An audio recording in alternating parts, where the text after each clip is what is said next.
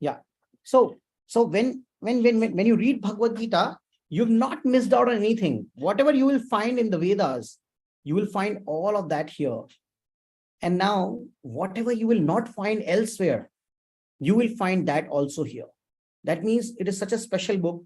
Whatever you will not find elsewhere, you will definitely find it here as well, right?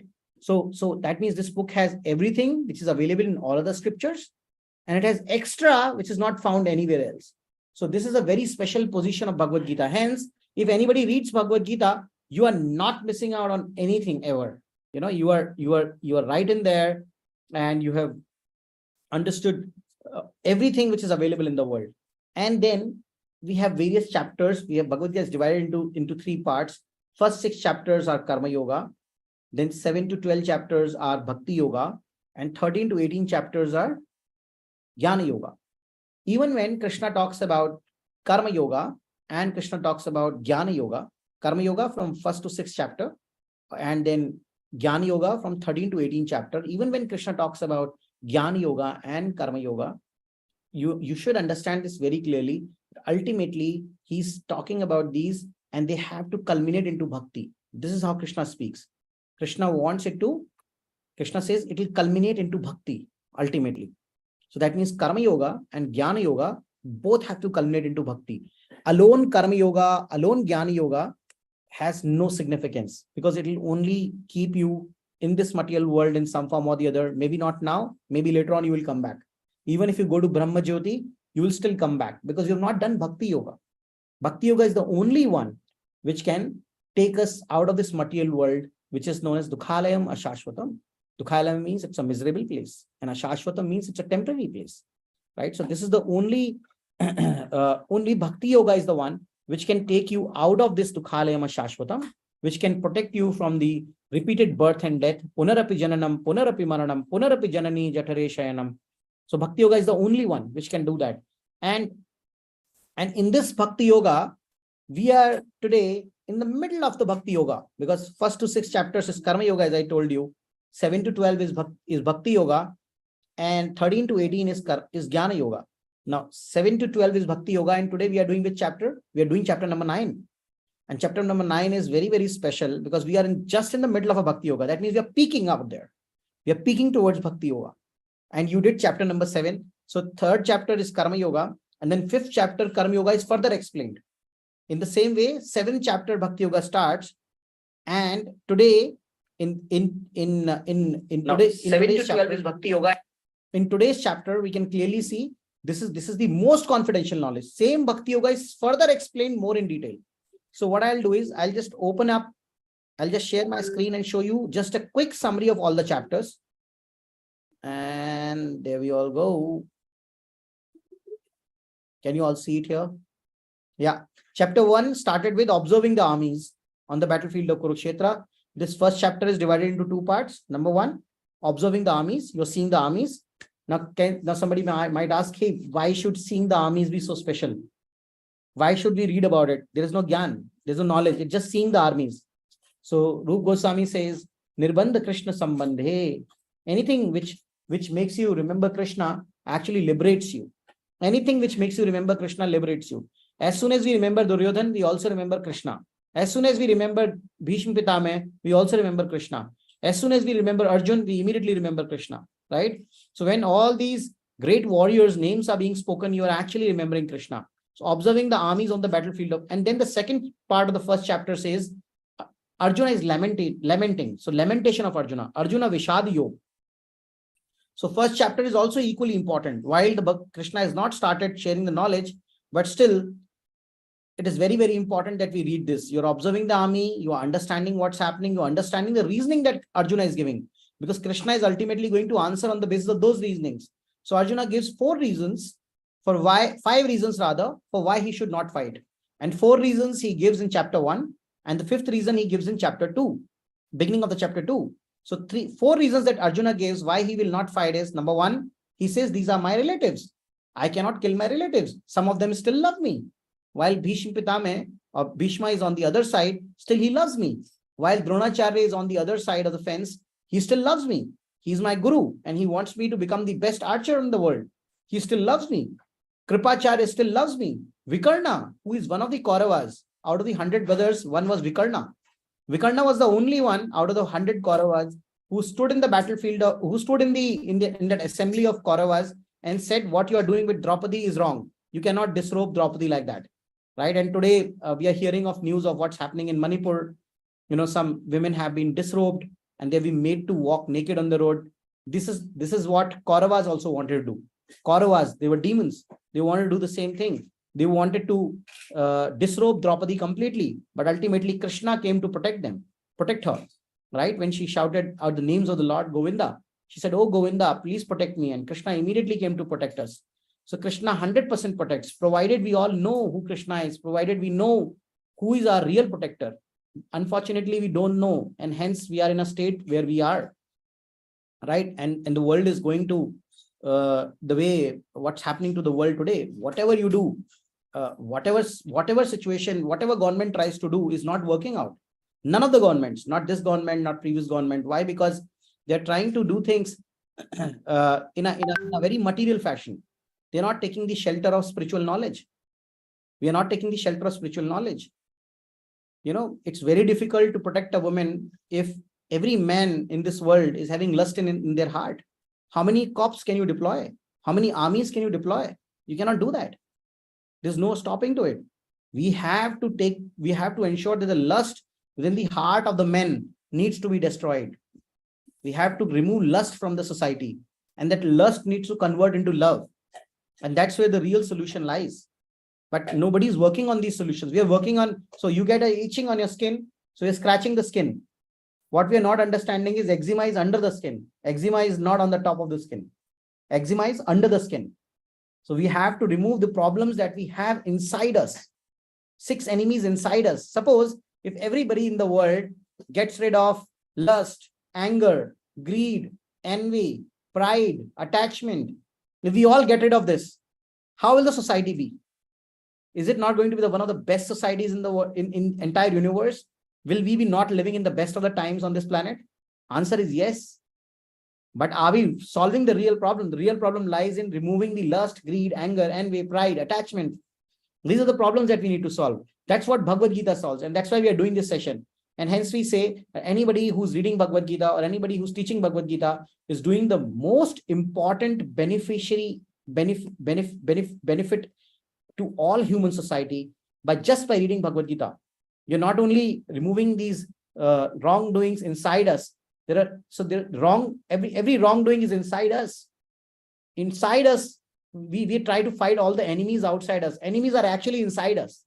Prahlad Maharaj tells Hiranyakashipu, Prahlad Maharaj says, oh my father, I have learned that Vishnu's name should be chanted. And Hiranyakashipu gets very angry. He said, how can you say this to me? How can you say this to me? You cannot talk to me like this. He's my enemy. So Prahlad Maharaj immediately, and a 7-year-old child immediately says, oh my father, if you would have killed the enemy inside you, there would have been no enemies outside you. There are enemies outside us because we still have enemies inside us. And enemies inside us are Kam, Krodh, Lobh, Moh, Matsarya. Kam, Krodh, Moh, Mad, Lobh, Matsarya. These are inside us.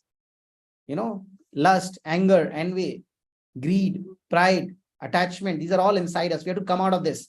And we cannot come out automatically, by the way. If you are standing in a quicksand, you know what is quicksand? Daldal. You stand in a quicksand, what happens? You keep going inside. And if you want to come out of it, what do? There's no way you can come out of it alone. Suppose me and we have Anuj Tripathi Prabhu there. If we both are standing in a quicksand, what will happen if we dono daldal mein khade hain to? We'll keep going inside. I'll tell him, you push me out.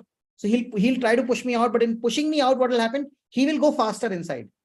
Then he will say, oh, Prabhu, I'm going inside. I said, oh, Prabhu, don't worry, I'll pull you out. I will try to push him, but I'm also standing in a quicksand. Then what happens? I will also start going inside.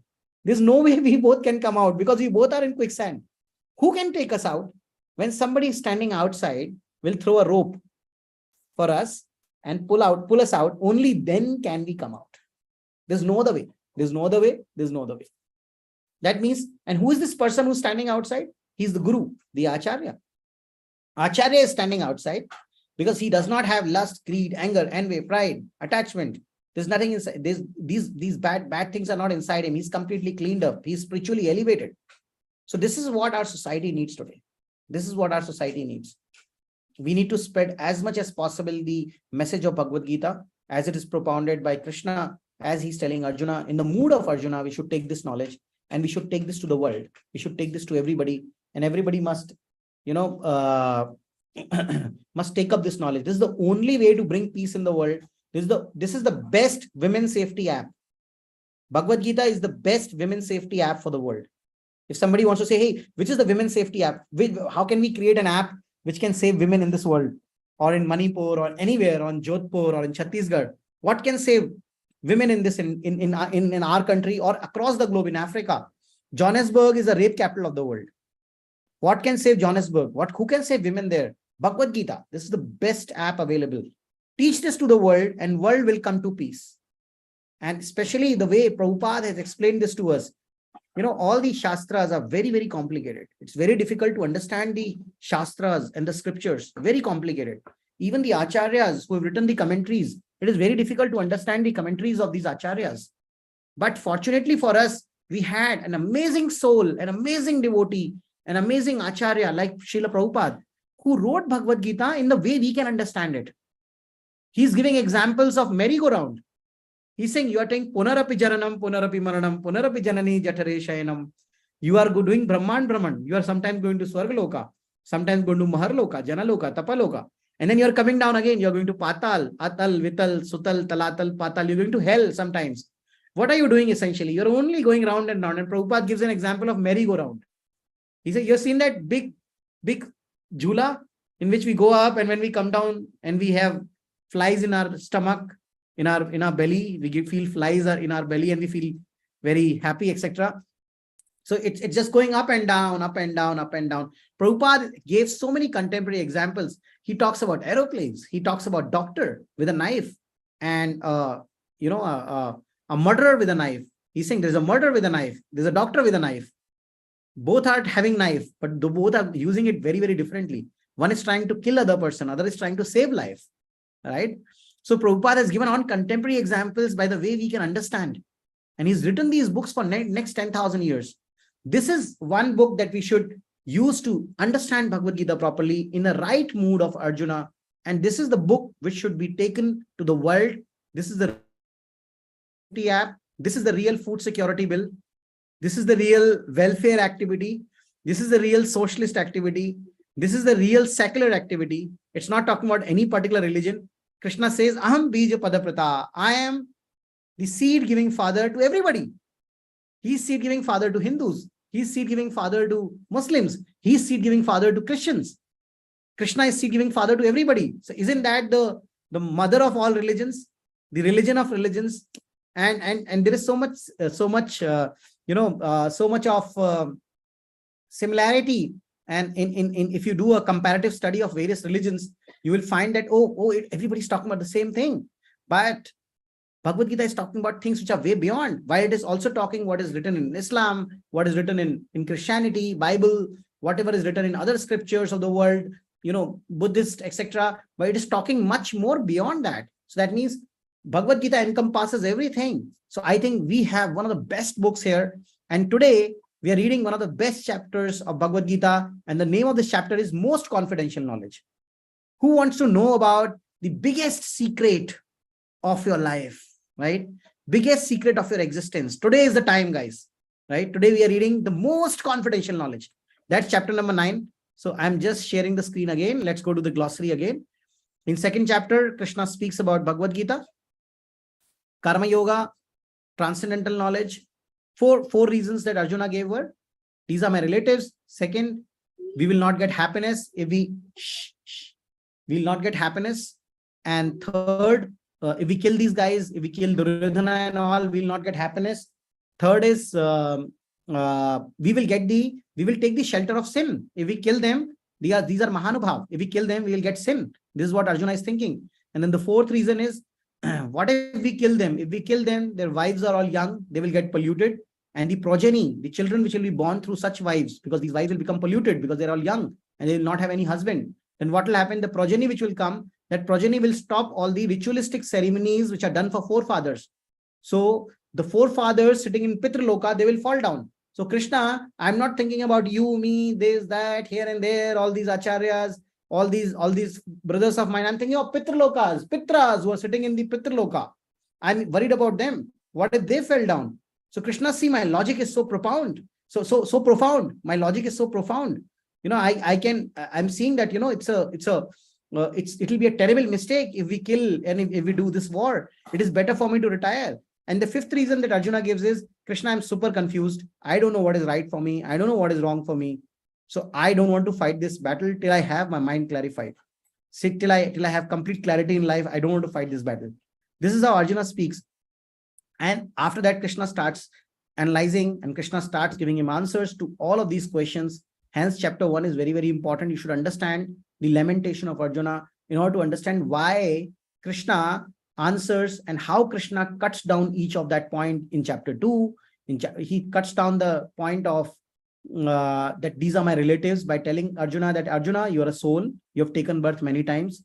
You've had many, many relatives. So this is how Krishna takes care of that point.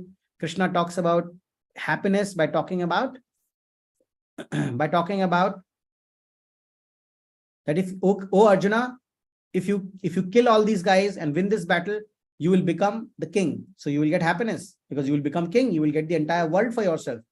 And Arjuna, if you will die here in this battlefield, then you will get Virgati. If you get Virgati, since you have died in the battlefield, you will go to Swargaloka. You will go to heaven.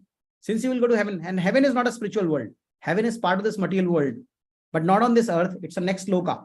Next loka is Swargaloka, heaven. And there you will go. And then finally, you will spend good time there. So anyways, happiness is always there for you. So you must fight. If you fight, you will either you kill or you get killed.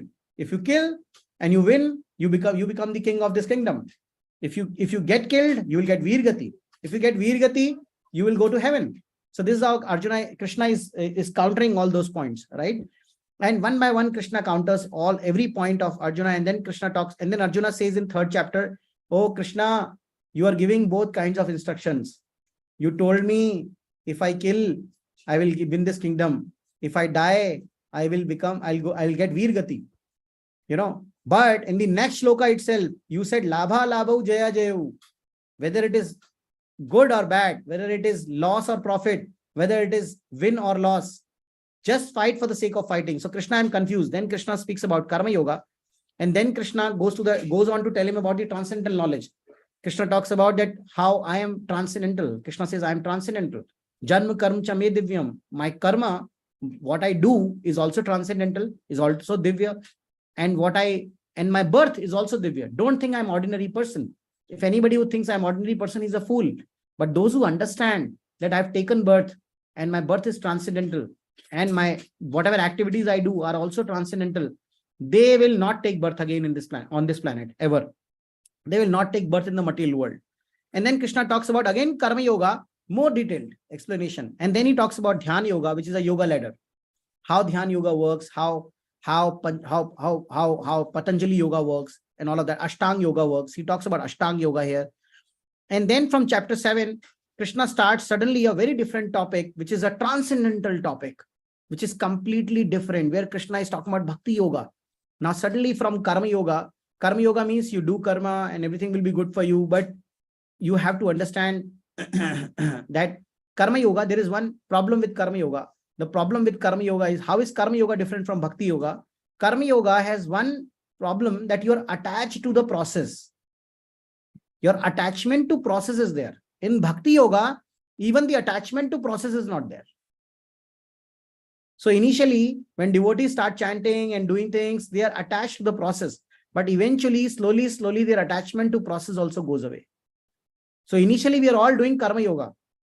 And then, and by the way, Prabhupada constantly explains that Karma Yoga, how to go from Karma Yoga to Bhakti Yoga. Everything has to culminate into Bhakti Yoga ultimately, like I said earlier. Right? And then comes the 7th chapter, which is knowledge of the absolute. And then comes attaining the supreme. And today, we are talking the most glorious chapter of Bhagwad Gita, which is the most confidential knowledge. We're talking about the most confident, the topmost secret possible on this planet, We are talking about the most confidential. Who are, or how many of you want to know most confidential knowledge? How many of you desire to know this?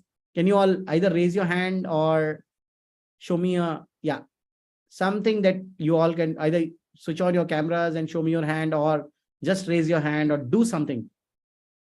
So I can see 7 out of 17, 7 people want to know. So 10 people don't want to know. That's what it looks like.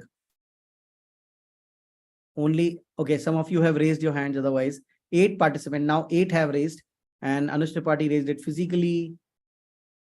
So these are all the people who want to know. Others don't want to know. So, okay. So for the sake of these 8 people or 9 people, I'll speak about the most confidential knowledge. So let's get started with this. So this is the most confidential knowledge.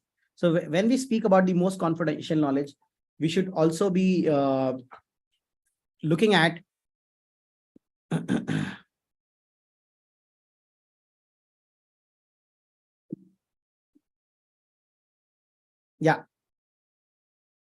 So Krishna says in 9th chapter, first shloka, what did Krishna say? Let me just grab a copy of Bhagwad Gita. And here we are. So first shloka of 9th chapter, Krishna says, Shri Bhagwan Uvacha Idam tute guhyatamam pravakshami anasuyave Jnanam vijnanam sahitam yagyatva mokshase ashubhat. Krishna says, Idam tute guhyatamam. My dear Arjuna, because you are never envious of me, I shall impart you this most confidential knowledge. Guhyatamam, most secret. Okay. So most secret knowledge I'm going to impart to you today. You're all today being audience to, the most secret knowledge. 1 second. I'm just lowering everybody's hand. So most secret knowledge is what I'm sharing with you. Most confidential knowledge. And I'm not just giving you knowledge. I'm giving you not just jnanam. I'm giving you vijnana sahitam. Vijnanam also. What is the difference between jnana and vijnana? So jnana is knowledge. What is vijnana? Vijnana is knowledge which is realized. Not just knowledge theoretically, but you applied in your life. And after application of that knowledge, you got some realizations.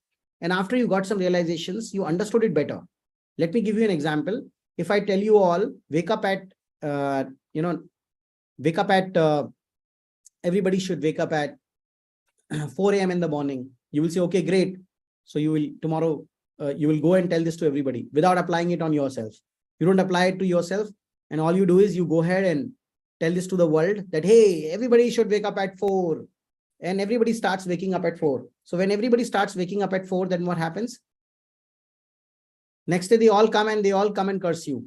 Why do they curse you? They say, we were sleeping in the office. My boss was after my life because I was caught napping, because I woke up at 4 and I couldn't do my work properly in office. I was sleepy the entire day. I don't think it's a great idea. You've given us a worst of a knowledge. While you said the right thing. Why did this happen? Because you did not apply it on yourself first. First, you should apply it on your own self. When you will apply it to your own self, then what will happen? You will get realizations. You will also feel sleepy in the office. And then you will say, why did this happen? And then you will come to me or maybe some other teacher and you will say, hey, I did what you said, but I faced a lot of difficulties. In my office, I didn't sleep. Then he will say, yes, because you're doing it wrong. If you have to wake up early, it starts by sleeping early. You have to sleep early first. If you don't sleep early and you sleep at 1 a.m. in the night or 12 a.m. in the morning, you cannot wake up early. If you wake up early, your sleep will not get completed. You will get troubled. Now, this is realization. So there is knowledge and there is realized knowledge. There is jnanam and there is vijnanam. After you understood this, now what did you do? You slept early and then you saw you were fresh and you were fresh throughout the day and you had a great day. You had a very long day. You were early in your office. You were ahead of everybody on the curve. You were before in your office. Nobody was there waiting for you to give work. You did all the work and you were waiting to give others work, right? So you were early in your office. You were early in your day. So now this is realized knowledge. Unfortunately, we don't realize it. We only give knowledge to others without putting it on ourselves, without implementing the knowledge, right? And we don't get any realization. So Krishna says, oh Arjuna, I am not just giving you knowledge. What all I am giving you? I am giving you realized knowledge also, Vijnanam also. Not just Jnanam, I'll give you Vijnanam as well, Vijnanam Sahitam. And what am I giving you? I'm giving you Guhyatamam. Guhyatamam. Very, very confidential knowledge. And then what happens? If we have to see what is the secret, topmost secret. So one of the secret is, Krishna says this in second chapter, 13th shloka. What did Krishna say? Dehino asmin yatha dehe kaumaram yauvanam jara tatha dehantara praptir dhiras tatra namoyati. Krishna says, oh Arjuna, don't think you are this dehe. You're not dehe. You're not this body. Then Krishna, who am I? You are dehi, owner of this dehi. You're not dehi, you are dehi. Dehi means soul. You are a soul. Dehino asmin yatha dehe. And what happens to you? First you are kaumaram, you are a child, then yauvanam, then you become young, and then jara, then your old age comes to you. And then what happens? Tata dehant dehe, your body will get finished. Your body will die one day. You will leave this body one day. Dehantara praptir. Dhiras tatrana muhyati. But those who are very, very intelligent, those who understand this, don't get bewildered by all of this. They don't keep crying around. They are not fearful of death. Why? Because they understand, oh, I'm going to leave this body and get into another body. I'm soul. Soul is never going to die. Right? So this is the secret that Krishna tells us. Arjuna understand. Now I understand, Arjuna. Okay. So I'm a soul. That means all these relatives I would have taken so many bodies. All these relatives who I'm worried about, they're actually, just another father, just another mother, just another brother, just another sister. I have so many brothers, sisters, father, mother in my life. So dehino asmin yatha dehe kaumaram yauvanam jara.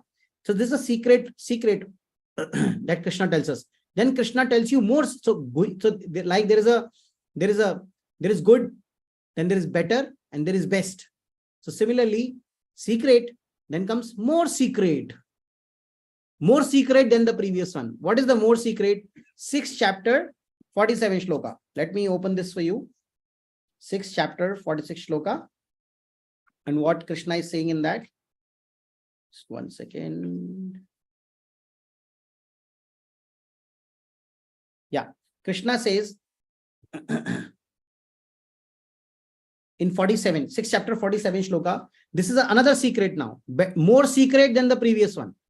There is Guhya, then there is Guhyatam, and there is Guhyatamam. This is Guhyatam. This is Guhyatam. Other one is Guhyatamam. Guhyatamam means most secret. So this was Guhyatamam, more secret. So Guhya, this is Guhya, secret. This is Guhyatar, more secret. What is more secret? Yoginamapi sarvesham matgatanantaratmana shraddhavan bhajate yumam same yukta tamo mataha. Krishna says, of all the yogis, who is best yogi? The one with great faith, who always abides in me, thinks of me within himself, and renders transcendental loving service to me. He is the most intimately united with me in yoga, and is the highest of all. That is my opinion. Highest of all. That yogi is highest who thinks about me. Krishna says this. Now this is Guhyatar. What is Guhyatam? Most secret. What is most secret? Most secret is relationship between Krishna and his devotees and their activities. That will be explained in this chapter 9. What is the relationship between Krishna, his devotees, and what do they do together? What does Krishna do with his devotees? So somebody thinks, oh, Narayana is sleeping on Sheshnag. He's just sleeping in Yoga Nidra. No. He's not just sleeping. He's doing something. While sleeping also, a lot of things are happening. Lakshmi is just sitting and massaging the feet of Narayana. Is Lakshmi just sitting and massaging the feet? Is Lakshmi not talking to Narayana? Is she not talking? Is she just sitting there? No, they talk about devotees. Lakshmi says, oh Narayana, oh Krishna, see, this devotee is very good. This devotee is doing so many nice activities. Krishna, can you be merciful towards this activity? Lakshmi will tell Krishna, Lakshmi will tell Narayana. Narayana will say, okay. Now that your recommendation has come to me, Lakshmi, I will take care of this devotee. Lakshmi will say, oh Govinda, see that elephant is dying. Crocodile is eating the elephant. Please save this elephant. And then she will throw the lotus flower towards that elephant. Elephant will catch it. An elephant will offer it to Govinda. As soon as elephant will catch that transcendental lotus thrown by Lakshmi, he will immediately start praying to the Krishna. He will immediately start praying to Govinda. And then Govinda will come riding on Garuda and save that particular elephant. Right? So Lakshmi is very, very important. Radharani is very, very important as we approach Krishna. So relationship between Krishna, his devotees, and their activities together is the Guhyatamam Gyan, most secret. You're getting it? Right? So we now go back to chapter 9 as we were discussing that. Now, in the same shloka, question is, who can get it? Who will get this most confidential knowledge? Will everybody get this most confidential knowledge? Answer is no. Who will get? One who is non-envious to Krishna. What is the word used? Anusuyave. Anusuyave. This is the word. Pravakshyami anusuyave. Because you are not envious towards me, Krishna is saying. Had you been envious, I would not have given this knowledge to you. Right? And then Krishna says what? What will happen when this knowledge will be given to you? What will happen when this knowledge is given to you? Mokshya, you will be released from what? Ashubhat. Anything which is miserable in the material existence, you will get released from that. Even while you will live in this material world. While living in this material world, you will not get anything bad. It will be all Ashubhat will get released. Mokshya Ashubhat. Right? So most confidential knowledge and the realization about the knowledge also I'm sharing with you, right? And then comes shloka number 2, where Krishna says, let me also tell you, Arjuna, what are the furthermore qualities of this knowledge? He's now glorifying the same knowledge, which he's going to tell right now. Most confidential knowledge. What he's saying? Oh, Arjuna, this is Rajvidya, Rajguhyam. This is the knowledge of king of all knowledges. Rajguhyam, king of all secrets. Any secret, any confidential stuff that you would have heard. This is king of kings.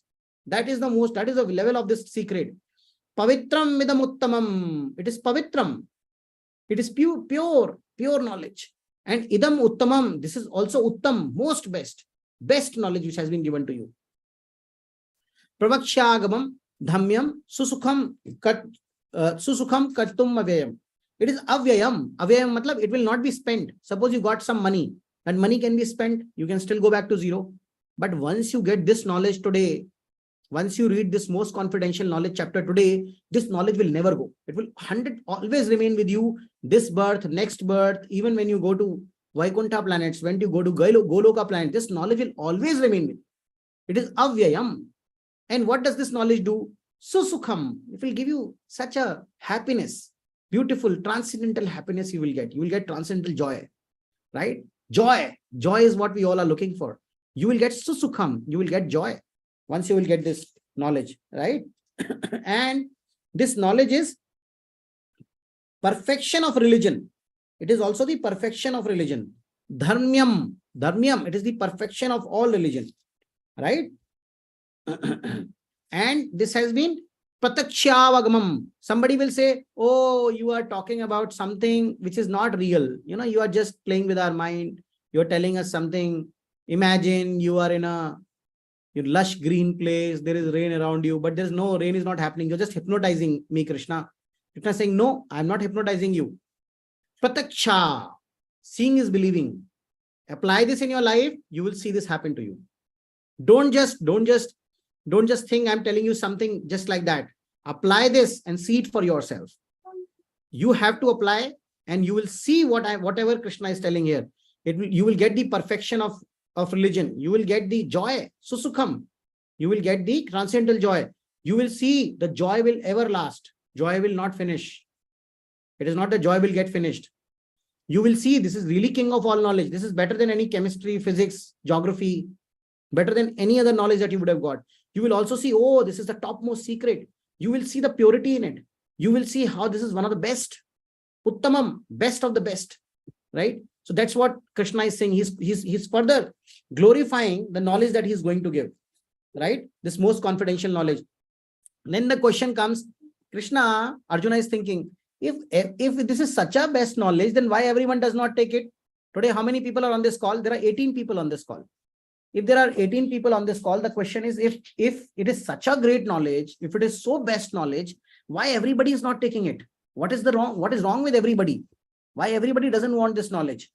So hence, Krishna says, I will tell you who doesn't take it. He says, Ashriddhadhana Purusha Dharmasyasya Parantapa Aprapya Mam Nivartante Mrityu Samsara Vartamani. Those who are not faithful, Ashraddhadhan, those who don't have faith. First thing is we should have faith. In my college, when I first got Bhagwad Gita, 2003, I was doing my BTech those days, and I just went into a room at 4:30 a.m. and they were singing Mangalarti. I went there, and after singing Mangalarti and chanting, they started reading this book, Bhagwad Gita. And I was in Kerala in a college, and I said, why should I read this Bhagwad Gita? I said, see, I don't believe Krishna is God. And since I don't believe Krishna is God, and this book starts with an assumption that Krishna is God, because whenever Krishna is speaking, it says Shri Bhagwan Uvach. Why should I read it? So one very amazing logic that those devotees gave me in 2003, they said, so why don't you read and reject it? Just read it and reject it. You're an open-minded and broad-minded guy, right? I said, yeah, I am open-minded. He said, then why don't you read it and reject it? But as soon as I read it, I realized, wow, what an amazing book it is. But that knowledge will not act till we have Shraddha. Shraddha is required. Ashraddha dhana will not work. They told me very clearly, first you believe what is written here. Believe it first. Have Shraddha in it, that it is going to change your life. And then you see if it really works or not. But if somebody will read Bhagavad Gita only to find problems with Bhagavad Gita, even he will be benefited.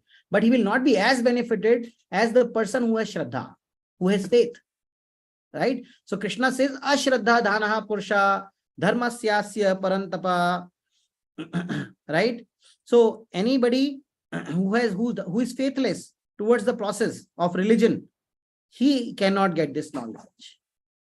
And what happens to such person? Aprapya mam nivartante mrityu sansara vartamani. Mrityu sansar. He will again keep coming back to this material world because he does not have faith and he does not, he cannot take this knowledge.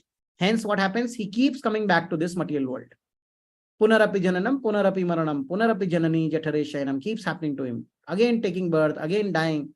What is the biggest problem of life? It's not death. Is old age a biggest problem of life? No. Answer is no. Old age is not the biggest problem of life. Is diseases the biggest problem of life? Answer is no. What is the root cause of death? What is the root cause of old age? What is the root cause of your diseases? It is birth. Problem is birth. Problem is not death. If you don't take birth, what will happen? You will not get diseases because you've not taken birth in the material world. You will not get old. Today, all old people are thinking, oh, when will I get new eyes? How can I refresh my kidney? How can I refresh my lungs? All my lungs are gone, or my liver is gone. My bones are also aching.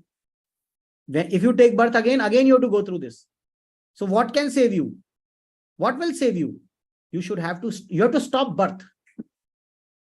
Death will automatically be stopped. So otherwise you will keep coming back to this material world and you will keep dying again and again. And sometimes you will become an ant, sometimes you will become a scorpion, sometimes you will become a reptile, sometimes you will become a tree, sometimes you will become a human being, sometimes you will become a dog, sometimes you will become a cow, sometimes you will become a buffalo. You will keep taking birth constantly, one after the other, one after the other. Right? Mrityu sansara vartamani, one who does not take it. So we have to take this most confidential knowledge very, very seriously. And then Krishna says, now let me tell you about my opulences. Hear about how opulent I am. Hear about my Aishwaryas. So Krishna says, Maya tatmidam sarvam jagat avyaktamurtina matsthani sarva bhutani nachaham teshva avastitaha by me in my unmanifested form. This universe, entire universe is pervaded. All beings are in me, but I am not in them. Entire universe is created by me. I created this entire universe. In next shloka, Krishna says, and yet everything that is created does not rest in me. Behold my mystic opulence. See, I'll tell you a logic. Whatever I've created does not rest in me. And I take care of everything. Although I'm everywhere, I don't rest in it. So Arjuna is thinking, what is Krishna saying? Universe doesn't rest in him. He doesn't rest in universe, but he's everywhere. What is he saying? I don't understand. So Krishna then explains this in the sixth shloka, where he says that just as the wind blows in the sky, wind is blowing in the sky, right? Yatha akash sthito nityam, vayu sarvatra go mahan. Wind is mighty wind. Mahan Vayu. Vayu is blowing everywhere. Great wind is blowing everywhere. Right? It always rests in the sky. It remains in the sky. All created beings rest in me. Similarly, like the wind rests in the sky, everybody rests in me. But is wind in one spot of the sky? No, wind is everywhere. Right? So that's how Krishna explains this. And then Krishna says in the 7th shloka, O son of Kunti, at the end of millennium, all material manifestations enter into my nature. And at the beginning of another millennium, by my potency, I create them again. At the end of millennium, there is a pralay. In that pralay, everybody comes into me. And then everybody goes out again. Right? This is how it works. Krishna is saying everybody comes to me and then I create them all again. So Krishna, and how much time does it all take? So there are two kinds of pralay. One pralay which comes after Kali Yuga. There's a pralay which comes after Kali Yuga. And there's a pralay, there's a pralay which comes after end of Brahma's day. When the Brahma days end, 1000 Divyugas finish. Each Divyuga is a set of Satyuga, Treta Yuga, Dwapar Yuga and Kali Yuga. And at the end of the 1000 Divyugas, a pralay comes. Everybody goes into the stomach of Brahma. Whoever is remaining, those who have become devotees will go back to Vaikuntha. But those who have not become devotees, whether they are in Swargaloka, they are in Maharloka, Janaloka, Tapaloka, Sutal, Talatal, Vital, Patal, whichever planets they are in, whichever lokas they are in, whichever galaxies and celestial lokas they are in, all of them will die and they will all go inside Brahma's stomach. And then and Brahma will sleep. Then Brahma will wake up again, they all will come out again. And then comes the Mahapralaya. This Mahapralaya is when Brahma also dies. When Brahma also dies, then what happens? Everybody goes into the belly of Mahavishnu. Everybody goes into Mahavishnu. And then Mahavishnu will do what? He will exhale and inhale. When he exhales, everybody comes out. When he inhales, everybody goes inside. And how does he exhale and inhale? Through the pores of his body. All of this is mentioned in the scripture. So Mahavishnu will exhale and inhale using the pores of his body. I'll try and show you a picture of it so that you can picturize it well. Just one second. I'll try and show this here.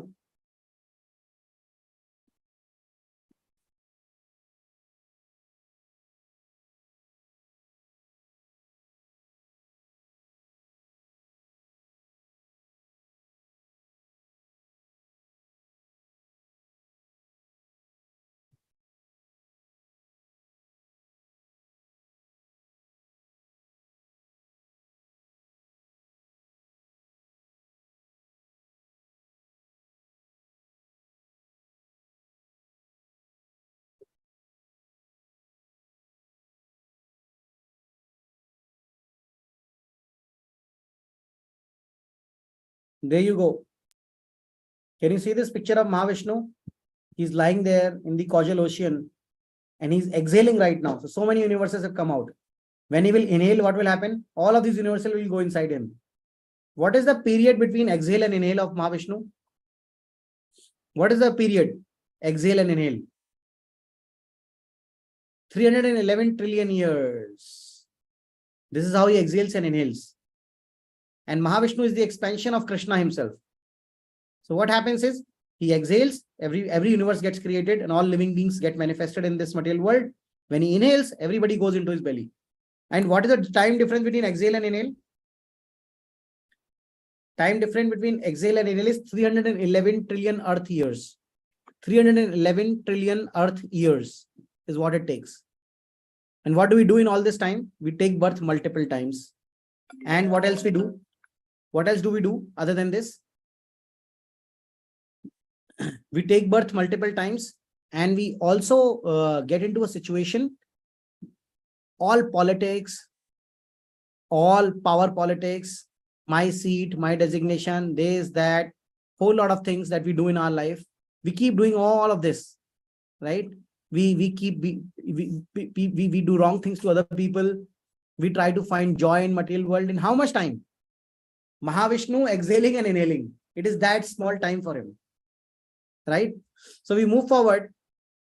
So Krishna is saying that everybody enters inside me at the beginning of the another millennium. By my potency, I create them again. I'll just share the screen again. One second.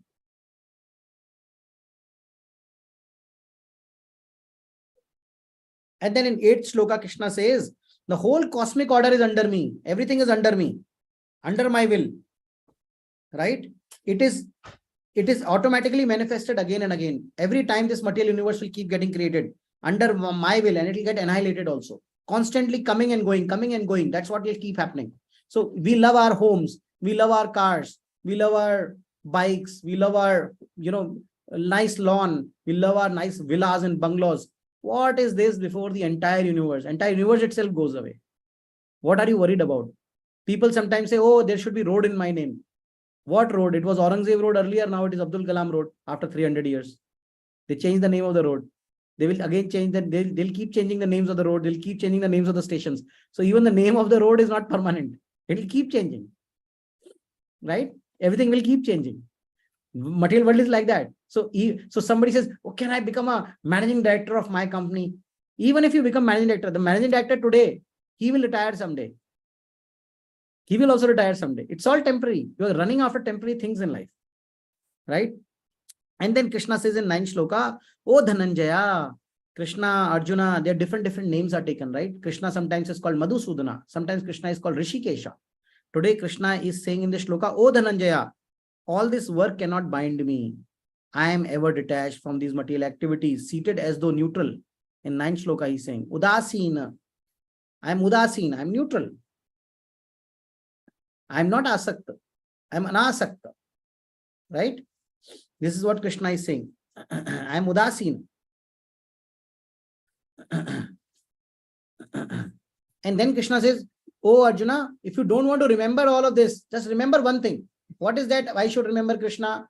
He says, Madhyakshena prakritihi suyate characharam hetunanena konteya jagat viparivartate. So Krishna says, Maya dakshena, under my adhyakshita, under my presidentship, I preside all of this, under my control. This material nature, which is one of my energy, it works under my direction. I am the Adhyaksh.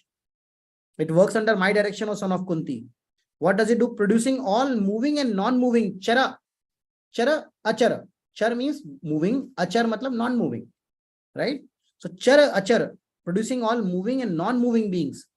Under its rule, this manifestation is created and annihilated once and again.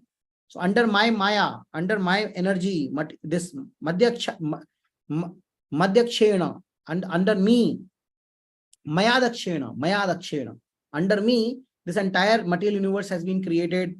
The Prakriti works under me, right? I guide it, and as per me, it works. These are the opulences of Krishna that we have understood, right?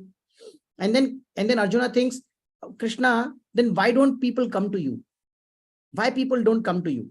So Krishna says, and who are these guys who don't come to you, right? So Krishna says, avajananti mam muda manushim tanumashritam param bhavam jananto mam bhuta maheshwaram. He says, fools deride me. They think I am a human being. People who think I am human being, they cannot understand me. I am not a human being. Krishna says this in 4th chapter also. Have you seen a blue child? Anybody giving birth to a blue child? No. He's special. He's showing it even from his color. Dark blue child. Any child who is dark blue in color. Only Krishna is dark blue in color. Right? So Krishna is saying, fools deride me when I descend in the human form. They do not know my transcendental nature as Supreme Lord, that I am the Supreme Lord. They don't understand this. And those who get bewildered like this, who are they? Moga Asha, Moga Karmano, Moga Jnana, Vichetasah, Rakshasim, Asurim Chaiva, Prakratim Mohinim Shitaha. Arjun Krishna says, those who are thus bewildered are attracted by demonic and atheistic views. They become atheistic. They become atheists, Nastic. Such people become Nastic because they think I am human. They don't understand that I am Krishna. So they become Nastic. They become demonic also. They do all demonic things. In that deluded condition, their hopes for liberation, their fruitive activities, and their culture of knowledge are all defeated. Whatever they do gets defeated. In the end, Steve Jobs says, hey, can I get a body which can take my cancer? I'm ready to pay $100 million to such a person. Let him take cancer from me. I can spend so much money. I can spend any amount of money. But can I find somebody who can take my cancer away from me? All efforts were wasted. Shamev hi kevalam. He died just like that. Michael Jackson, he was such a great celebrity dancer. How did he die? Overdose of drugs. In his stomach, they found so many pills inside his stomach. Maybe he took them intentionally to commit a suicide. Who knows? What is the use of such knowledge? What is the use of such work? Which doesn't give you the real stuff. You might be successful in a battle, but will you win a war? Answer is no. So Krishna says that such people who deride me, who doesn't understand me properly, they are the ones who ultimately become atheist. They become demonic. They're attracted by demonic. And they just, all of their efforts get defeated. Shram ev hi kevalam. Only effort remains, no result comes out of it. Right? And then what Krishna says from 11 to 25, Krishna explains all of this. So Arjuna says, okay, so Krishna, who accepts you then? Those who accept you, who are they? So then Krishna says very lovingly, Krishna says, Mahatmas tumam partha. They are Mahatmas. Krishna is saying this. They are Mahatmas who accept me. Devim Prakriti Ashrita. They are not under this Prakriti. They are under Devi Prakriti. They're controlled. They are under the Ashraya of Devi Prakriti, under Yoga Maya. They're not under Maya. They're under Yoga Maya. These are Mahatmas. They work under the control of Yoga Maya. Okay. And they're fully engaged in my devotional service. They're Bhajanti Ananya Manaso. They only pray to me. They only pray to me. They don't pray to everybody and anybody here and there. Sometime Monday I'll pray to this. Tuesday I will do this. In home we have, instead of altar, what we have a train. We have Lord Shiva with his family, who is a great devotee, by the way, of Krishna, in the form of Hanuman. He became Hanuman, Rudravata. Right? Shiva became Hanuman. He became Gopeshwar Mahadev in Braja. So Krishna is becoming, he's the great devotee of Krishna. But we pray to him separately, thinking he is independently powerful. That he doesn't like. Will Hanuman like this? Oh Hanuman, you are bigger than Ram. Hanuman will say, I'll beat you. Hanuman will punch you in your face if you do this to Hanuman. But when you say, Hanuman, I will not chant your name, but I will say Ram, Ram, Ram. Hanuman will say, oh, I'm so happy for you. I bless you because you're saying Ram, Ram, Ram, Ram. Right? Some people worship Shiva separately. Some people worship Parvati separately. They don't worship Shiva, but they worship Parvati separately. Parvati is wife of Shiva, right? Some people only worship Ganesha separately. Some people have Parvati, entire Shiva family. They will also have Sitaram, Lakshman, Hanuman. They will also have Krishna. They will also have Sai Baba sitting in one corner. They will also have some Koveri yantra. They will also have some Lakshmi yantra. Then they will have this yantra and that yantra, and they will have everything, and they will have some Gurudev's photo also, who is teaching something else entirely in life, right? And they will think they are also God. These kind of people will think, I am also God. One day I have forgotten I am God. I have become God one day. I'll become like all these guys. These are all God. I am also God. Right? That's how he will think. These people think. So bhajante ananya manaso. Ananya manaso is required. That ananya, not ananya. So Mirabai says, Jake sir mor mukut mero pati soi. Who is my Lord? My Lord is one who has more mukut on his head. Right? Very clearly she says. Clearly she specifies this.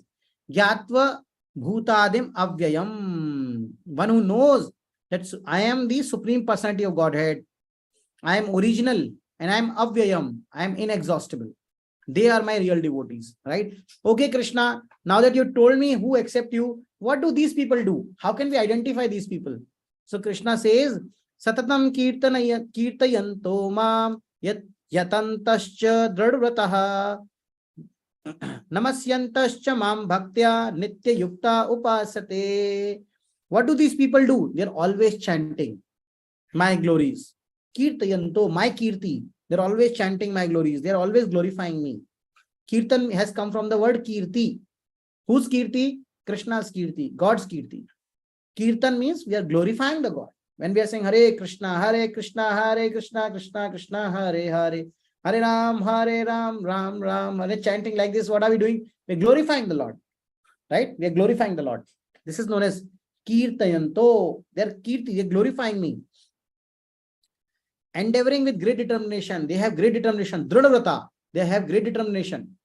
Right? Yatantascha. They are making a lot of endeavors to do what? To glorify me. And they are doing this with a lot of determination. This is how you will identify who is a devotee of Krishna. And they are bowing down to me. They come to my temples. They also bow down to me. Namasyantascha mam bhaktya.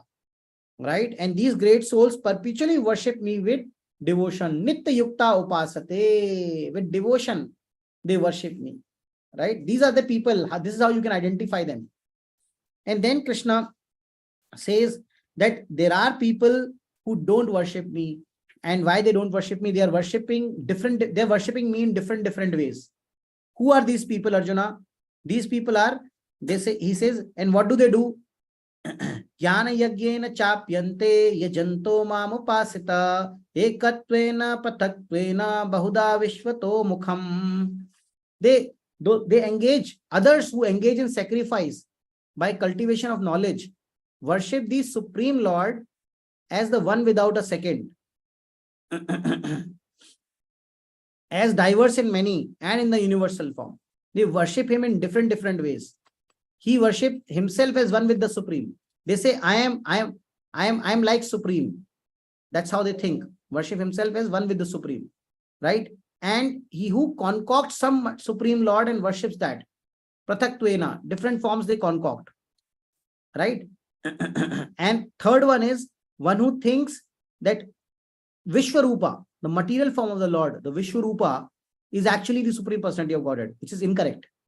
Vishwarupa form of the Lord is the material, it is an imaginary form. For why is that form created? That form does not have any Vaikuntha of its own. Why is that form created? That Vishwarupa or Virat Rupa form is created only for the sake of, so that we understand that God has form. Some people think God is formless. God is not formless. That is why to less intelligent people, a Virat Rupa or Vishwarupa is shown of the Lord. Right? So then Krishna comes to the point that, okay, who are demigods? Who are demigods? And why do people worship demigods? So Krishna says in 20th sloka, those who study the Vedas and drink the Soma juice and seeking the heavenly planet worship me indirectly. They worship me, but they worship me indirectly. Purified of sinful reactions, they take birth on pious heavenly planets of Indra, where they enjoy godly delights. They enjoy. Such people also go and enjoy. They study Vedas, but they don't worship me directly. They worship me through Devi Devtas. Somebody is worshipping Surya. Somebody is worshipping Indra. Somebody is worshipping Chandra. Somebody is worshipping Brahma. Somebody is worshipping Shiva. What happens to such people? They go to heavenly planets. They don't go to Vaikuntha planets. They don't go out of the material world. They remain in this material world, but they go to heavenly planets. Maharloka, Janaloka, Swargloka, Tapaloka, Brahmaloka. That is where they go. And what happens there? They enjoy also there in these heavenly planets of Indra. They go to Indra planet and they enjoy there. What happens? After they finish, after their pious reactions are finished, then they come back again in the material world. So is it of any benefit to you? Will it benefit you in any way? Answer is no, it won't. Because you're going and then coming back again. So what is of benefit? Even Swargloka is not desired. It's a waste of time to go there. You will go there and then come back again. Sorry, we are taking a little longer today. I'll take another 10 minutes to finish this. What happens to demigod worshippers then? When they have thus enjoyed the vast heavenly sense pleasure and results of their pious activities are exhausted, they return to this mortal planet again. Shine punya mrityu lokam vishanti. Shine punya. Punya, when punya becomes shin, when punyas are finished, your credit, your points, your loyalty points, your whatever points you get is in terms of punya, when they are finished, you come back to mrityu loka. Right? So this is why people just they achieve only repeated birth and deaths. Gata gatam, kama labhante. You keep coming back, keep going back. This is what keeps happening to you. So even pious reactions are not good. Don't just keep collecting pious reactions. They are only temporary. And then Krishna says, one who worships Krishna, he satisfied everybody. So if you worship Krishna, you have actually satisfied everybody. Ananya chintayanto mam ye jana paryupasate tesham nitya yuktanam yogakshemam vahamyam. And what do I do with such people? So understand this very, very clearly. Now, this is a very important point. Whoever worships Krishna, actually, he is satisfying everybody. You are watering the root. You are not watering a leaf. Suppose you have to water a plant. Will you go to each leaf and each flower and put some spray here, put some spray there? No. What do? You put in the root, automatically leaf gets the water. Automatically flower gets the water. Automatically stems get the water. So we have to water the root. We have to water the root. That is Krishna. If we worship Krishna, then everything is taken care of. And what does Krishna say? What happens? What happens when everybody just, when that person worships me only? Then what happens? What do I do? LIC. LIC, what does LIC says? Yoga Kshemam Vahamyam. This is the logo of LIC. LIC has stolen this from Bhagwad Gita, by the way. Jin जीवन के साथ भी जीवन के बाद भी. Nothing जीवन के बाद. They only give the money to family. The person who dies. He gets nothing. The person who dies gets nothing. His family gets. But who died, he died. But Krishna is saying, no, not just his family. I will take care of him also. Yoga Kshemam Vahamyam. This is the true meaning of Yoga Kshemam. Yoga, your best. If you have, to them, I carry what they lack. Whatever you don't have, Krishna will bring to you. And I preserve what they have. And I will get you what you don't. I'll take care of what you already have.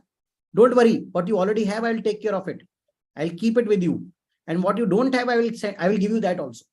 This is what Krishna says. Yoga Kshemam Vahamyam. One who worships Krishna, he satisfied everybody. Right?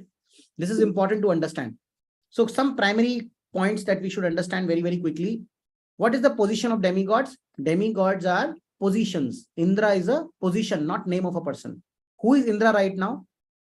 Purandar is Indra right now. Who is next Indra? Bali Maharaj will become next Indra because he wanted Indra Loka. So Krishna said, you go to Vaman, as Vaman, Krishna came to him and Krishna sent him to Sutal Loka. And Krishna said, after, when this Indra's kingdom will be over, when his time will be over, you will become next Indra. So Bali Maharaj will become next Indra.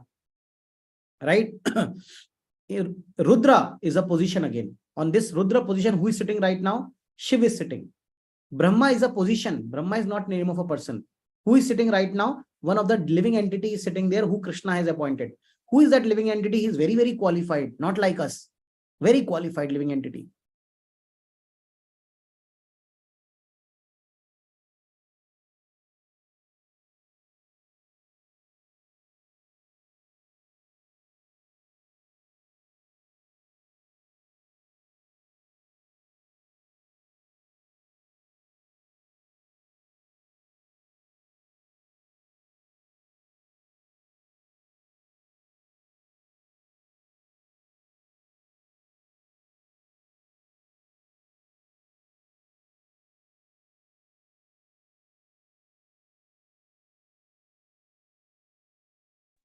Hare Krishna. Can you hear me? Can you hear me, everybody? Okay, I'm sorry. There was a electricity cut at my place and hence whatever happened. Yeah. So Krishna says that whoever is worshipping the demigods, they are actually worshipping them avidhi purvakam. Avidhi purvakam means not directly, wrong way. This is wrong way of worshipping me, right? So demigods are positions, and what these demigods will give you is temporary. And one more thing is there. They give whatever they give you is temporary. Money they will give you, the money you will not have in next life. You pray to Lakshmi alone, he will give you money, but that money will be gone, right? In next life, you will not get the money. You can be born poor, right? Another thing is what demigods give you is temporary, and and it is a wrong way to pray to Krishna. You are doing ultimately, where are demigods getting their energy from? Where is Hanuman getting energy from? Hanuman is also getting energy from Ram only. Everybody is getting energy from Krishna. So ultimately, everything when demigods give you, they give you because they have taken from, they have energy from Krishna. So Ganesha always prays to Lord Narasimha. Ganesha is a big devotee of Lord Narasimha. Narasimha is Sarvvignashak. Narasimha is Sarvvignashak, Lord Narasimha, who is incarnation of Krishna, right? Who is an expansion of Krishna's expansion of Krishna. And Narasimha is Sarvvignashak. That is why Lord Ganesha is what? Vignaharta. Otherwise, Ganesha will not have the power of being Vignaharta. He is Vignaharta because he prays to Lord Narasimha. So what we are doing by praying to demigods, we are doing indirectly. We have to do direct worship. You have to directly pray to the Lord, right? If you do directly, he will be very, very pleased. Moreover, demigods can give you wrong things also. Sometimes a lot of demons, they went to demigods and they asked for wrong things. Bhasmasur prayed to Lord Shiva and asked a boon so that he can, kill others by just by putting hand on their head. Bhasm kar sakta tha wo kisi ko bhi by putting hand on their head. He got this boon from whom? From Shiva. Just because he pleased Shiva. So demigods sometimes are like merchants. If I go to a merchant shop and I say, give me some poison, they will say, give me money and take poison. They can give me poison. Even if it is not good for me, but will my father give me poison? My father will never give me poison. So sometimes you go to Krishna and Krishna is not giving you. That means it is good that he is not giving you. It is very good that he is not giving you. Right? And we move forward. So Krishna says, then what should we do? Acha, another question is, will the demigods get angry? Will demigods get angry? No, demigods will not get angry. They will be pleased. Hanuman will be pleased. Shiva will be pleased. Durga is known as Vaishnavi. She will be pleased when you will pray to Krishna, who is Vishnu Tattva. She will be very, very much pleased. Unfortunately, we don't know what is right. And hence we keep in fear, we keep doing things. Right? Okay. I have a lot of material desires. If I have material desires, should I go to Krishna and ask them? Because if I go to Krishna, I feel ashamed. Oh, Krishna, I want some money from you. I feel ashamed. That feeling ashamed is okay. But whatever desire you have, you are Krishna's son, daughter. Go and tell Krishna directly, oh, Krishna, I need this. Like your son and daughter will come to you, will, force you to give them a toy. Like that, go and tell him. He will give you that also. Krishna is the ultimate. He's our father. Aham bij padapata. Krishna is our father. Why do you shy from Krishna? Go and tell Krishna, no problem. You don't have to specially pray to any demigod. You don't have to pray to Lakshmi separately. Right? So then Krishna says, but bhakti is very, very simple. What is bhakti? How is bhakti simple? Krishna says, very, very simple, very, very loving. How is it, sir? Arjuna says, he says, Patram pushpam phalam toyam yome bhaktaya prayachati tat aham bhakti upahitam ashnami priyatatmanaha. Krishna says, oh Arjuna, you give me a leaf, patram, give me one flower, give me one fruit. Oh, you don't have any of this? Do you have water? Just give me some water. Toyam, just give me some water. No problem. Whatever my devotee likes, as soon as he offers me this, do you need any money to give Krishna water every day? Keep a photo of Krishna, take some water, put one tulsi leaf over water and give it to Krishna. Does it take too much money to do this? Is Krishna asking too much from you? Answer is no.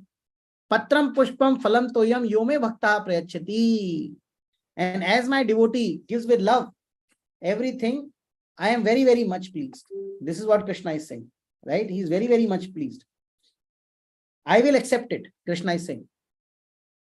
But Krishna, everybody cannot become your pure devotee. So what do we do in such cases? We cannot become your pure devotee. What do we do? Then Krishna says, oh, you cannot become my pure devotee. Then you do one thing, do karma yoga. How do I do karma yoga, Krishna? So Krishna says in 27th shloka, Yad karoshi yad shnasi, yad juhoshi dadasi yat pasyasi kaunteya tat krushva madarpanam. Mujhe arpan karte jao. Just give in mind, you offer everything to me. Whatever you do today in your life, whatever you will do outside in office, just say, I am doing this for Krishna. Oh Krishna, I am doing this for you. Driving of car, I am doing this for you. I am going from one place to another driving car. Krishna, I am doing this for you as a service to you. Just do like karma yoga and keep doing it to me. What result we will get, Krishna, if we do like this? What you will get? Shubha, Shubha, Falaraiva, Mokshesi Karma Bandhane. By doing so, by doing like karma yoga, even just karma yoga, you will do it by surrendering everything to me, by surrendering all your activities to me. What will happen? Karma bandhana moksha se. All your karma bandhan, all your reactions of your work will disappear. Of shubh and ashubh, both reactions will disappear. And what will happen? Sannyasa yoga yuktatma vimukto mam upstesyasi. With your mind fixed upon me, in this principle of renunciation, you will be liberated and come to me. Now you are not attached. Who are you earning money for? Krishna. Who are you eating? For Krishna. You are making prasadam, you are eating prasadam. Who are you driving car for? For Krishna. Just by thinking like this constantly, you will keep remembrance of Krishna, and ultimately you will be liberated and you will go to Krishna because you are remembering Krishna always. Right? Then Arjuna says, Krishna, you are too much partial. You only do things for people who like you. But people who don't like you, don't do anything for them. Right? You are very partial. So Krishna explains this in the 29th chapter, 29th shloka. Krishna says, Samoham sarva bhuteshu. I am equal to everybody. I am some. Some means equal to everybody. Samoham sarva bhuteshu. Name dvesho asti na priyaha. Nobody is so much dear to me. Nobody I hates. But Arjuna, ye bhajanti tu mam bhaktya maiteteshu chapyaham. But who are specially praying to me, who are my devotees, how can I forget them, Arjuna? Arjuna, I have to remember them, right? So one day in Mahabharata, Krishna was sitting and he was, meditating. After Mahabharata war was over, everybody died. Some people were left, 10 people were left. Then also Krishna was doing some meditation. Arjuna, Yudhishthira and everybody went to Krishna and said, Krishna, on whom are you meditating? Krishna said, I am meditating on Bhishma. He is still alive. He is meditating upon me. You don't know, but I know that Bhishma is meditating upon me. Let us go and I want to go and see him and also take care of him. Bhishma fought on behalf of Kauravas, but he's meditating upon me. We should go there. He's sleeping on that bed of arrows. Let's go to him. Krishna remembers. If you think Krishna is not remembering you, Krishna is 100% remembering you. When you remember Krishna, Krishna 100% remembers you. Avashya Rakshibe Krishna, 100% Krishna will take care of you. Don't worry. Krishna is taking care of a fish in the Atlantic Ocean, 10,000 feet deep. Even sun rays do not go there. That particular fish is there, small fish. Krishna is sending food to that fish also. Who are we? We are out there worshipping Krishna every day. Krishna will 100% take care of us. So Krishna is saying, I'm not partial, but one who will constantly remember me, how can I forget him, Arjuna? I have to remember him, right? And Krishna says, such people who constantly remember me, what do I do? Even if they sometimes commit some offenses, even if they sometimes do sin, and still they keep worshipping me, such people I take care, and slowly all their sins also go away, and consider them sadhu only.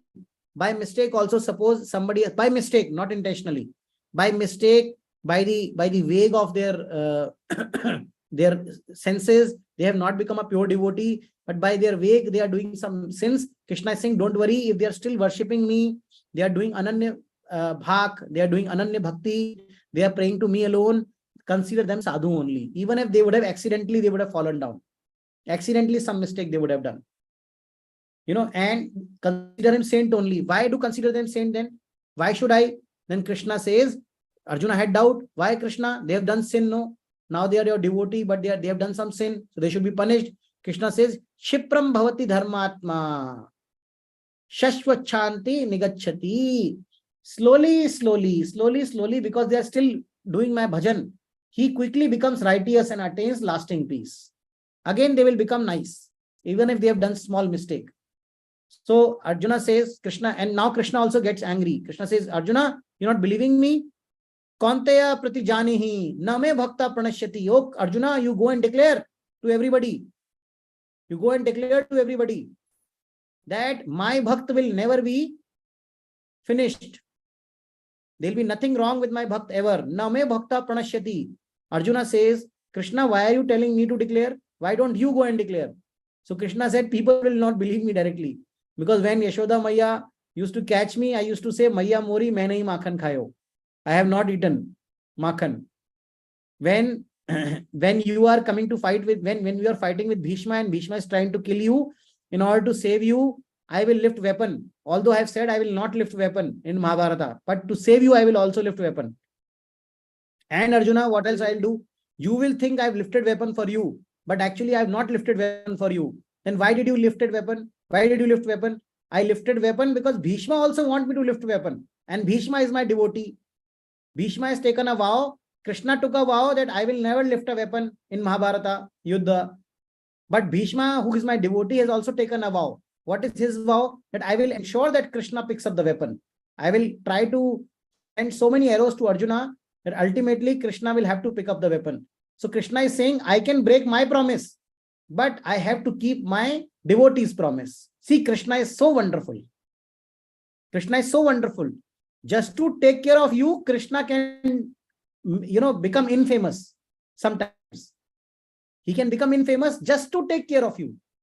Even if people call him wrong, people call him liar, people call him, even then Krishna will ensure that he takes care of your promise. Even if he breaks his promise. So Krishna says, people may not believe me because I do all this. So you go and tell everybody. When you will say, oh, Arjuna is telling, oh, Arjuna is very nice person, perfect gentleman, Arjuna. If Arjuna is saying, Name Krishna Kante Pratija, Name Bhakta Pranashyati, my devotee will never be vanquished. You go and tell, then everybody will believe. See how relatable this topic is, how personal Krishna is. Krishna is not impersonal. Krishna is so personal, right? And then Krishna gives the final instruction of chapter 9, in which he says, Man mana bhav bhakto madhyaji mam namaskuru mam evashyasi yukta vaivav atmanam mat parayanaha. What does Krishna say? Krishna says, engage your mind always in thinking of me, become my devotee, offer obeisances to me and worship me, being completely absorbed in me, surely you will come to me. So Krishna has given the most confidential instruction. Engage your mind always in Krishna, always think of Krishna, become Krishna's devotee, offer obeisances to him, worship him, be completely absorbed in him, and 100% you will achieve Krishna in your life. Right? This is the final instruction of chapter 9, and this is where the chapter 9 ends. This is the most confidential knowledge, most confidential topic, meant for whom? Only for Shraddhadana, one who is faithful, one who has faith in Krishna. So this is where we end this chapter. If anybody has any questions, I'll be very happy to answer. I'm sorry we have taken a little longer today, but if anybody has any questions and anybody wants to ask, I'm open to it. Yes. Yes, Mr. Satpal, please tell me. Hare Krishna, Prabhuji. Dandavat Pranam. Prabhuji, you spoke initially, 3-4 questions actually. You spoke initially about, Quran में उन्होंने Mohammad profit को बोला था, फिर उसके बाद Jesus Christ ने या मोसेस ने बोला था. I just trying to, what is the link between Shri Krishna and what is the, I don't know how to put it, what is the parallel, or are they there also, or they are Krishna also, and how does this work? Yes, yes. Wondering this, काफी मतलब अगर भगवान पूरे universe के हैं तो फिर इनका तो रोल ही नहीं रहा ना, फिर मतलब क्या कैसे हुआ? No, so Krishna sends his devotees to this earth, and they preach. And when Krishna sends his devotees to the earth and they preach, then they preach looking at the time, space, and circumstances. For example, before Prabhupada, everybody was told you have to chant 64 rounds. And to complete 64 rounds of Hare Krishna Mahamantra, it will take 8 hours. It will take 8 hours. Anybody has time in this material world today to chant for 8 hours? Nobody has. So then Prabhupada is the Acharya. Prabhupada said only 16 rounds you do. No problem. Do at least 16 rounds. You can finish this in 1.5 hours to 2 hours. This much time you can give to God out of 24 hours. Everybody agreed. Yes, yes, yes. Even the Britishers and American devotees, they said, yes, yes, yes. When Prabhupada said chant 64 rounds, they said, no, no, no, this is not possible, Prabhupada. So whenever the Acharya come, they preach as per the time, place, and circumstances. So when Prophet Muhammad came, when somebody asked Prabhupada, Prabhupada, who is Prophet Muhammad? Is he a devotee? Prabhupada said he is a devotee of the Lord. He is the devotee of the Lord. So when he was preaching where? In desert. In desert, there was no vegetation. So what they used to eat? They used to eat non-veg. But then they used to chant some mantras by doing halal. And in halal, they were chanting the mantras and they were telling to that animal that this life you kill me, next life I am killing you, next life you can kill me. These are the mantras that they chant in Arabic, right? And he saw that they were marrying their own sisters and daughters and everybody because they were eating meat. Since they were eating meat, their senses were very, very agitated. The senses were agitated. Now what to do? So then, and they were marrying their sisters, daughters, and they're raping women here and there. So then Prophet Muhammad said, okay, you marry 4. You can marry 4 women, but not your mother, sister. Don't marry with them. Except for direct sister and direct mother, you can marry. So he relaxed as per time, place, and circumstances. But is that the highest teaching? Answer is no. Highest teaching is there in Bhagwad Gita. Highest teaching is there in revealed scriptures, Vedic system. Vedic system is highest knowledge. People were having different forms those days in Makkah. So they rejected all the forms. Now here we have a form which is authentic, which is authorized. Even Brahma is saying this. In 5th chapter, 1st shloka, Brahma is saying, Ishvara Parma Krishnaha Sachidananda Vigraha Anadir Adir Govinda Sarva Karan Karanam. What is Krishna made up of? Satchit Anand. That's what Krishna is made up of. Tribhanga Bhangima Rupam Venuranga Karanchitam Gopi Mandala Madhyastam Smarmame Shri Nandanandanam. Tribhanga Bhangima Rupam. He's standing like this, Tribhanga. 3 places Krishna is bent. Venuranga Karanchitam. His Karkamal is holding what? Venuranga Karanchitam. Gopi Mandala Madhyastam. There are dancing gopis. Krishna is dancing always. Krishna is not carrying any weapon. Have you seen Krishna carrying weapon? No. Krishna is holding only flute, dancing. He is Supreme Personality of Godhead. He doesn't need to carry weapon. Just by thinking, person will get killed. In 2 minutes, he can kill anybody, right? Just by thinking. So same goes with Bible. Jesus Christ did not give entire knowledge. He did not give complete knowledge because people were not able to tolerate that knowledge. He said, I cannot give you everything. You will not be able to tolerate it. Whatever I'm telling you, it is as per your time, place, and circumstances. Just do this much for now. Love God. So when we were in convent school, we used to every morning we used to do a prayer. Love Him, praise Him, praise Him, praise Him in the morning, praise Him in the noon time, praise Him, praise Him. What is praise Him? Praise Him means kirtan, kirti. Glorify the Lord. That is kirtan. Praise Him. Love Him, love Him. Love Him in the morning, love Him in the noon time. This is the prayers in the Bible, right? These are the prayers that Christians chant. They sing like this. They also sing. They do kirtan also, but they don't understand who is the. They only understand that Father, but who is the Father? What is the face of Father? How does Father look like? So in Quran, it is mentioned that Allah gave His color to Arabs, and Arabs were in what color? Black color. They were in black color. Krishna gave his color too. So what is color of Krishna? It is black, blackish, bluish. He gave his color to Arabs, right? So this is what Allah is always seeing us, right? So that's how it works. So I hope this answers. Second question, Prabhuji, is why you said किसको मिलेगा ये ज्ञान पूछते हैं, तो इसे जो non envious होगा, तो मैं तो कभी envious नहीं होऊंगा, and why should I be envious of him? Then and that's why you are here in this class. No, today, I mean, would there be anyone who would be envious of Krishna? I could understand Lot of Duryodhana people, at that time. lot of people are talk to communist people. They will give you an answer. Okay. Yeah, talk to them. Talk to people who are so-called worshipping other religions and they are envious of the form of Krishna. Not just that, there are people who are Mayavadi and Brahmavadi sannyasis who wear this kind of tilaka. They also don't believe that Krishna is the form of Krishna is God himself. The deities are God. They say this is deity. This is only helping us in remembering Krishna. Even they are Hindus, but they also are envious of Krishna. They think they are God. They will one day become God. They are also envious of Krishna. They don't think this is, they think we don't see deity. We see Krishna. This deity is Krishna. Pratima nahi, tumi sakshat Vrajendra Nandan. You are not deity. Oh, you are not just deity or this picture before me. You are sakshat Vrajendra Nandan. That's how devotees think. But how Mayavadis and Brahmavadis will think? They will think, no, this is just a deity. Actually, we are all God. We have forgotten we are God. And what do they do to each other? They say Namo Narayan to each other.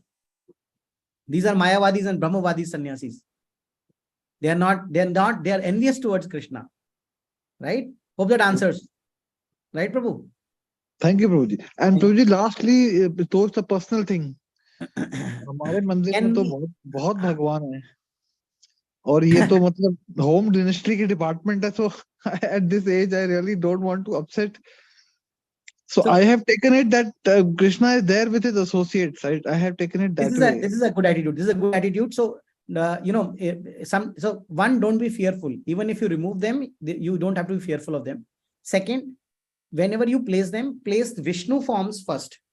Place Krishna, Ram, they put them on a higher platform, and rest of the demigods you can put at a lower platform. That I have done. It is constitutionally you have done the correct thing. Even demigods will be happy, right? And pray to those demigods. You can pray to demigods, but what should you pray to demigod?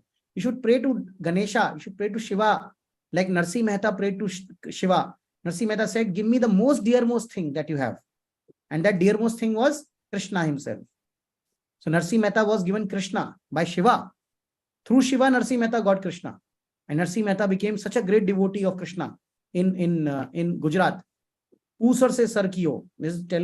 Barren land was converted into fertile land. Just because of today in Gujarat, everybody will say, Jai Shri Krishna. Why are they saying like this? Because they've all been preached by Narsi Mehta. Narsi Mehta converted that land into the land of devotees. Everybody is saying Jai Shri Krishna. They were never not saying Jai Shri Krishna before Narsi Mehta. They were smart, maha smart. Smart means they were envious of Krishna. Just because of Narsi Mehta, they got it. Right? So pray to demigods, give us Krishna. Pray to Ganesha. Ganesha is very nice. Ganesha will give you Lord Narsimha. Ganesha will give you Krishna. Right, Prabhu? Thank you, Prabhuji. Hare Krishna. Thank you. Yes, Mataji. Latika Mataji. Hare Krishna, Prabhuji. Dandavat Pranam.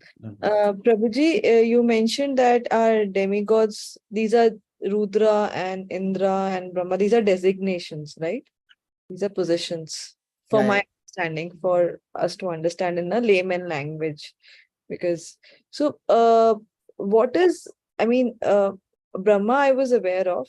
For me, Shiva was something that I got to know like in the class today. Any idea like who's going to be the next Shiva? Is there any process around it? No. That's a mistake. Like just a correction there. Shiva is a person. Okay. Shiva is not a position. Rudra is a position. On the position of Rudra, Shiva is sitting. And Shiva is a very special tattva. Shiva, if you have to understand Shiva, difference between Krishna and Shiva. So Krishna is milk. Shiva is curd. Okay. Milk can become curd anytime. Yeah. Curd cannot become milk at any given point in time. You're getting it? Yeah. Shiva is a person. Rudra, Shiva is sitting on the position of Rudra. That Rudra is a designation. Okay. You got it? Yeah. Okay, hope that answers. Thank you. And I have another question, Prabhuji. Then this was around the demigods. Then where does Guru resides in this? I mean, if we have a guru photo picture also in our temple, in our Ghar ka Mandir, and we have demigod and we have Lord Krishna, what should be the position, constitutional position of our guru's photo? Guru can play it as the same position as demigods, because all demigods are also gurus. Okay. They can also take you to Krishna, right? Yeah. But you need a physical guru to accept you first, right? Hare Krishna. Hare Krishna Prabhuji. Vandana Mataji. Hare Krishna. Hare Krishna, Hare Prabhuji. Yes, ma'am. Prabhuji, abhi we were discussing about the other, people like Christians and Muslims, and you said God told them to, have animals and wildlife for their food. Fine. Now they are also brutally killing the fellow men. They are What also to say about that? They are killing the fellow men also brutally. wrong, all wrong, all wrong, all wrong. Terrorism. In the name of God, they are doing it. And they're also, when they were told to eat animals, they were very clearly told not to kill cows and oxes. But they're doing all of that, and it's all wrong. This is wrong. They're not supposed to do this. And now when there is so much logistics available, so much of vegetable food can also go to their places, they should stop eating non-veg. Ideally, they should stop killing animals also. But unfortunately, they are doing what they are doing. Right? पर प्रभु जी आपके मुंह से ये निकला है कि उनको vegetation लेना चाहिए, तो कहीं ना कहीं वो जरूर कभी ना कभी जल्द ही वेजिटेशन पर आएंगे. आपके मुख से निकलना ये बहुत बड़ी बात है, जो मैं मतलब मानती हूँ. तो और जो इन्होंने लेडीज के साथ किया, नारी शक्ति के साथ जो इन्होंने इतना गंदा करते हैं ये लोग, how brutal they are, like. तो भगवान को कहीं भी वो नहीं लगता अपनी सृष्टि में कि ये क्या हो रहा है, या इसका कहीं पे इतना समय से हो रहा है. No, so everything is getting recorded, and everybody will get the reactions of their karmas, and they all will be punished. It is only a due course of time. So when Hiranyakashipu was killing everybody and made everybody, non-devotee, and told everybody that I am God, chant my name, and he was torturing Prahlad Maharaj. So every second, the way every second was passing then, the same way the time is passing right now. And then ultimately Krishna will come in the form of Kalki in the end. Right now, Krishna is there in the form of his name. Hare Krishna, Krishna, Krishna. What Hare should we Ram, as a devotee do? Like if we love God and we want the ways of God to be lived, if we see people doing it and we see people getting victimized and we are unable to bear, we should help. We should tell them the right thing. We should tell them. We should guide them about the right. Nobody is ready to hear. They are not ready to see. That's what it is said. No, Ashraddhanam. Ashraddhanam will not follow right now. But see, eventually you should understand one thing. We think everything in hours and minutes, like it goes. But all of these hours and minutes are nothing for Krishna. I told you, just exhale and inhale is 311 trillion years. The time between exhale, सांस छोड़ना और सांस लेने में 311 trillion years चल जाते हैं कृष्णा को, right? So all these Imran Khan, what is the name? Masood Azhar, terrorist, Taliban, all of them are ultimately part and parcel of Krishna. You will see Imran Khan and all these guys chanting the holy name of the Lord in next few births. They will take birth again. They will go to animal species. They will go to lower species. Then they will come back again. They will go to hell also, probably. Then they will come back again. Ultimately, they will get a human body. And then some devotee will make them devotee. Right? Some devotee See, will... प्रभु जी, हम लोग नहीं चाहते किसी को भी punish किया जाए. If we don't want कि punishment मिले, हमको ये कि किसी के साथ गलत ना हो. अभी गलत हुए जा रहा है, फिर उसका वो punishment होगा. You cannot control that because everybody is suffering because of their own past karmas also. It's a collateral damage, right? Somewhere, so somebody is torturing me because I did something wrong in my previous life or this life. So I'm getting the reactions of my karma. I'm getting through that person. So intelligent person will always think like this. Suppose there is a banana and you slip on that banana. And now you are thinking, who put this banana leaf here? I will kill that person. And you are trying to find that person. You are beating up one person who left this banana here. See, I slipped here. And then you go and sleep in the night. And at the night, you are thinking that banana leaf was lying there for 3 hours. So many people walked by. Why only I slipped? And then why didn't I put it, the at the right place? I One is also you must didn't notice. be. You didn't Obs- notice. You didn't notice. You didn't notice, and you slipped. Okay. So why only you slipped when the banana leaf was lying for 3 hours? So you say, oh, this is because of my past karmas. This is known as immediate cause was that somebody put the banana leaf there. And So then, we should. That means and ki then- whatever is happening, even if the God inside us says no, this should not happen, and we should stop it somehow, and we are unable to do it. So that's fine. whatever is happening around you, you should try to stop it to the best of your ability. But ultimately, understand this: we may not want a avalanche happening in the snow. We may not want a tsunami, but tsunami may come anytime, right? We may Right. not want people drowning in the river Yamuna and level of Yamuna going up and so many people dying, or flash flood happening in Himalaya, but it happens. It happens. Very true. There are Anyways, So you can Prabhuji, control- anyways, in you which should we be- can you should- help See, the you should people be, who are you should be, struggling and no, Mataji, I'll just are come. in. You should be worried about what is under your control. If you Nothing. start getting worried about things which are beyond your control, you will only bring worry to yourself. So worry about things which are under your control. What is under your control? Every day you wake up early in the morning and chant your rounds nicely, read Bhagwad Gita nicely, make prasadam, offer it to Krishna. Don't add onion, garlic, and mushroom to it. Give vegetarian food and give it to Krishna. Krishna will take it and then you eat. This is under your control. Don't eat golgappas on the road.